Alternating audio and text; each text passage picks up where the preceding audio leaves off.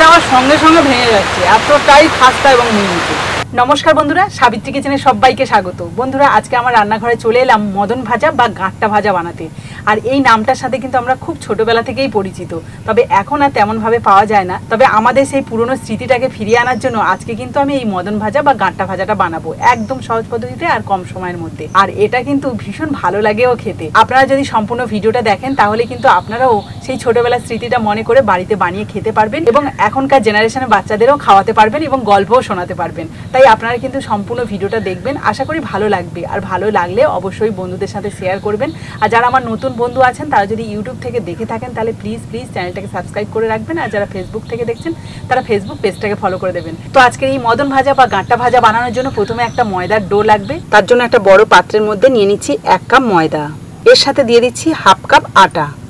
এই আটা আর ময়দা দুটোই মিক্সড করলে কিন্তু খুব সুন্দর লাগে খেতে। আর প্রত্যেকটা কিন্তু গাঁট্টা ভাজা বা মদন ভাজা খুব সুন্দর মুচমুচেও হয়। এবার চামচ দিয়ে এর মাঝখানটা একটুখানি এরকম ভাবে ফাঁকা করে নেব। 50 গ্রাম চিনি আগে থেকে গুঁড়ো করে রেখেছিলাম, সেটাই এখন এই বাটিতে করে 1 বাটি দিয়ে দিচ্ছি। আপনারা চাইলে গুঁড়ো চিনির বদলে গোটা চিনিও দিতে পারেন, তবে সেক্ষেত্রে একটুখানি বেশিক্ষণ রেস্টে রাখতে হয় এই ময়দার ডোটা। এবার আমি এর মধ্যে দিয়ে দিচ্ছি একটা 10 টাকা দামের গুঁড়ো দুধের প্যাকেট, মানে সম্পূর্ণটাই দিয়ে দিচ্ছি। এতে করে কিন্তু মদন ভাজাগুলো দারুণ টেস্ট হবে। দিচ্ছি 1/2 চামচ কালো জিরে, স্বাদ মতো নুন, 2 চামচ মতো ঘি, আর দিয়ে দেবো 2 চামচ সাদা তেল। আপনারা চাইলে শুধু ঘি বা শুধু তেল দিয়েও কিন্তু এই মদন ভাজাটা বানাতে পারেন, তবে ঘি দিয়ে যদি শুধু বানান তাহলে কিন্তু টেস্টটা আরও বেশি ভালো আসবে। এবার এই সমস্ত উপকরণগুলো 2 হাত দিয়ে ভালো করে মেখে নেব। এখানে 1 হাতের থেকে 2 হাত দিয়ে মাখালে খুব সুন্দরভাবে মাখানো যাবে। আপনারা চাইলে কিন্তু এখানে লিকুইড দুধও ব্যবহার করতে পারেন, কোনো অসুবিধা নেই। এখানে গুঁড়ো দুধ আর যে ঘিটা ব্যবহার করেছি এতেই কিন্তু সুন্দর একটা গন্ধ এখন থেকেই বেরোচ্ছে। দেখুন খুব ভালোভাবে 2 হাত দিয়ে ঘষে ঘষে ময়ান করে নিলাম। এবার এর মধ্যে অল্প অল্প জল দিয়ে একটা শক্ত ডো বানাবো। আপনারা চাইলে কিন্তু এই জলের বদলে লিকুইড দুধ দিয়েও কিন্তু মাখতে পারেন। আমি এখানে নর্মাল জল ব্যবহার করেছি। একদম অল্প অল্প জল দিয়ে কিন্তু মাখতে হবে, কারণ এটা শক্ত করে না মাখলে হবে না। যদি পাতলা হয়ে যায় তাহলে কিন্তু গাঁট্টা ভাজার শেপটাই দেওয়া যাবে না। দেখুন এই ডোটা মাখতে কিন্তু খুব কম পরিমাণে জল লেগেছে, আর সেটাও কিন্তু একদম অল্প অল্প করে দিয়েছি। আর এখন 2 হাত দিয়ে ভালো করে মেখে নিয়েছি। আর এর মধ্যে যেহেতু আমি গুঁড়ো চিনি দিয়েছি তাই ইনস্ট্যান্ট কিন্তু এটাকে বেলে গাঁট্টা ভাজার শেপও দেওয়া যাবে। সম্পূর্ণ ডোটাকে আমি একটা লম্বা রোল বানিয়ে নিলাম, কারণ এর থেকে আমি 3টে লেচি কেটে নেব। আপনারা ছুরি দিয়েও কাটতে পারেন, আমি হাত দিয়েই কেটে নিচ্ছি।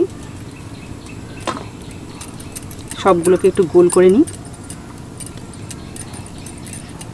এবার 2টো লেচিকে সাইডে রেখে একটা লেচি নিয়ে নেব। এবার এটাকে ভালো করে বেলে নেব। তার জন্য কিন্তু আমি এখানে শুকনো ময়দা বা আটা কিছুই ছড়াইনি, যেহেতু এর মধ্যে পরিমাণ মতো ঘি আর তেল দেওয়া রয়েছে সেই জন্য কিন্তু কিছুই ছড়ানোর প্রয়োজন হয় না, এমনিতেই উঠে যাবে সুন্দরভাবে। তবে এটা রুটির মতো বেললেও ওর মতোই এতটা পাতলা হবে না, একটু মোটা করেই বেলতে হবে। এই দেখুন থিকনেসটা দেখে নিশ্চয়ই বুঝতে পারছেন কতটা মোটা রেখেছি। এবার এটা চারদিকটা কেটে সমান করে নেব। দেখুন এটা চৌকো শেপে কেটে নিলাম। এবার এটাকে পিস পিস করে কাটবো।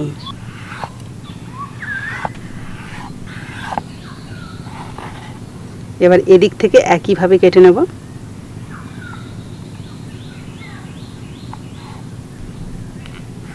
এই দেখুন সম্পূর্ণ রুটিটা কেটে নিয়েছি, আর প্রত্যেকটাই কিন্তু সুন্দরভাবে উঠে আসছে। এই দেখুন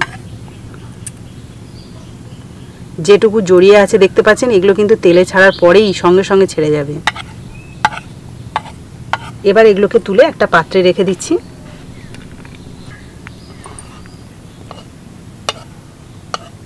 দেখুন এখানে কিন্তু সবগুলো লেচি আমার কাটা হয়ে গেছে, তবে কিছুটা আমি এই চাটুর উপরেই রাখলাম।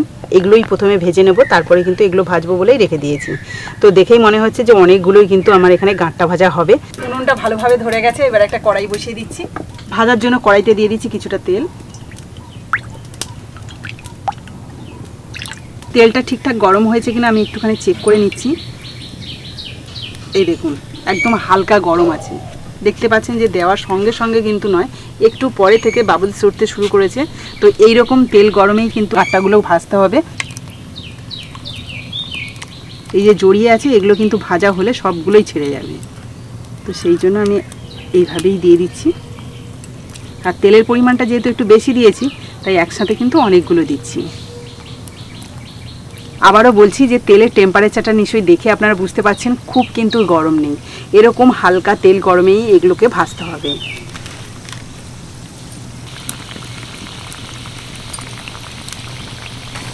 আমি কিন্তু এর মধ্যে কোনো রকম বেকিং পাউডার বা বেকিং সোডা এসব কিছুই ব্যবহার করিনি, তাতেই কিন্তু কতটা ফুলে যাচ্ছে দেখুন। শুধু এইভাবে নেড়ে চেড়ে কিন্তু একটু ভাজতে হবে, তাহলে চারিদিকটা সুন্দরভাবে গায়ের কালারটা হবে।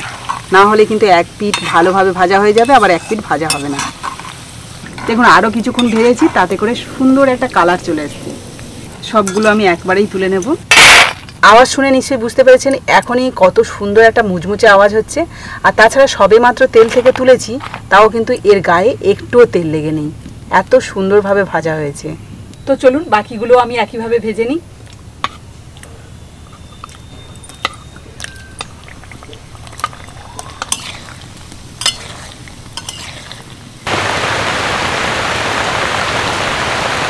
পরেরগুলোও বেশ সুন্দর করে ভেজে নিয়েছি, এগুলোকে এবার তুলে নেব।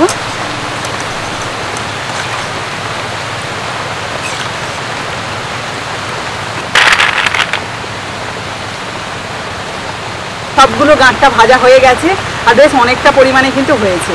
আর সুন্দর একটা গন্ধ বেরোচ্ছে, মানে ওই যে গুঁড়ো দুধ দিয়েছিলাম তার জন্য কিন্তু দারুণ একটা গন্ধ। এরকম স্বাদের কিন্তু দোকান থেকে আপনারা কিনে খেতে পারবেন না। তো চলুন এবার একটা পাত্রে আপনাদের ঢেলে আওয়াজটা শোনাই কতটা মুচমুচে।